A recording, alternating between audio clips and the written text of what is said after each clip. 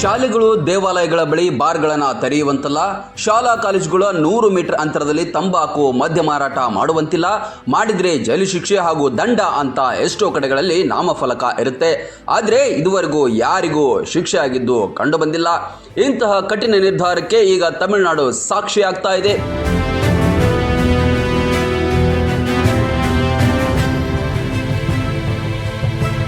TVK ನೇತೃತ್ವದಲ್ಲಿ CM ಆದ ತಕ್ಷಣವೇ ಸಿಎಂ ವಿಜಯ್ ದಳಪತಿ ಇಂತಹ ದಿಟ್ಟ ಹೆಜ್ಜೆಯನ್ನ ಇಟ್ಟಿದ್ದಾರೆ. ಶಾಲೆ ಹಾಗೂ ದೇವಾಲಯ ಪಕ್ಕದ ಬಾರ್ಗೆ ಬೀಗ ಜಡಿಯಲು ಮುಂದಾಗಿದ್ದಾರೆ.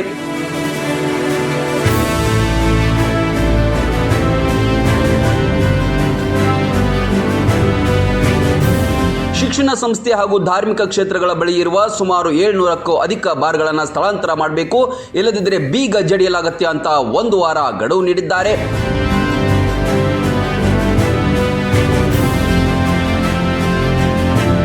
ಕೇವಲ ಫಲಕಗಳನ್ನು ಹಾಕಿದ್ರೆ ಸಾಕಾಗಲ್ಲ, ಇಂತಹ ಕಟ್ಟುನಿಟ್ಟಿನ ಕ್ರಮವಾಗಬೇಕು.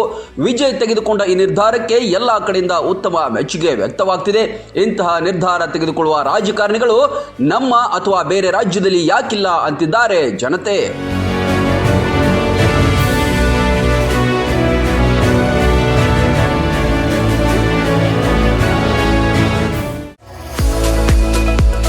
ಮುಧೋಳದ ಪ್ರತಿಷ್ಠಿತ ಶಿಕ್ಷಣ ಸಂಸ್ಥೆ Shri Sangamnath international CBSE English medium ಮತ್ತು ಕನ್ನಡ ಮಾಧ್ಯಮ ಸ್ಕೂಲಿನಲ್ಲಿ ಅಡ್ಮಿಷನ್ ಆರಂಭವಾಗಿದೆ.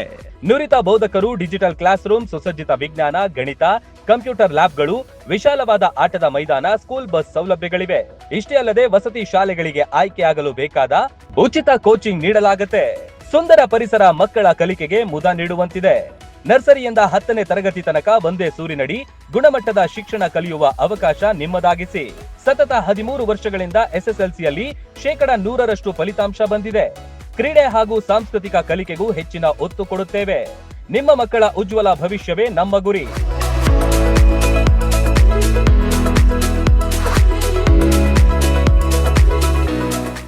ರನ್ ಟಿವಿ ನ್ಯೂಸ್ ವಿಡಿಯೋಸ್ ನೋಡಲು ಸಬ್ಸ್ಕ್ರೈಬ್ ಮಾಡಿ, ಬೆಲ್ ಐಕಾನ್ ಪ್ರೆಸ್ ಮಾಡಿ.